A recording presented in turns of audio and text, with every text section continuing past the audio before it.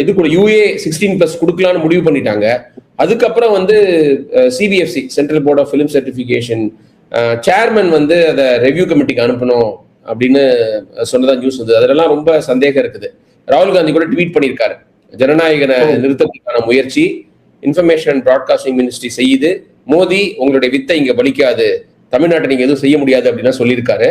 So என்னை பொறுத்த வரைக்கும் நான் அந்த படத்தோட ட்ரெய்லர்லாம் பார்த்தேன். எனக்கு அந்த படம் பிடிக்கும்லாம் தோணல. நான் அந்த மாதிரி ஒரு வயலன்ஸ் இருக்கிற படத்தெல்லாம் விரும்பி பார்க்குற ஆளும் கிடையாது. பட் அது என்னோட விருப்பத்தை பொறுத்தது கிடையாது. தேவையில்லாம ஒரு படத்தை நிறுத்தக்கூடாது. நல்ல படமோ கெட்ட படமோ அரசியல் சாயம் இருக்கிற படமோ அரசியல் தலைவரோட படமோ எதுவா இருந்தாலும் நிறுத்தக்கூடாது. அது வந்து கண்டனத்துக்குரியது. அதுல வந்து ஏதோ அரசியல் இருக்கிற மாதிரி தான் தெரியுது. இப்ப வந்து சுப்ரீம் கோர்ட்ல அப்பீல் பண்ணிருக்காங்க.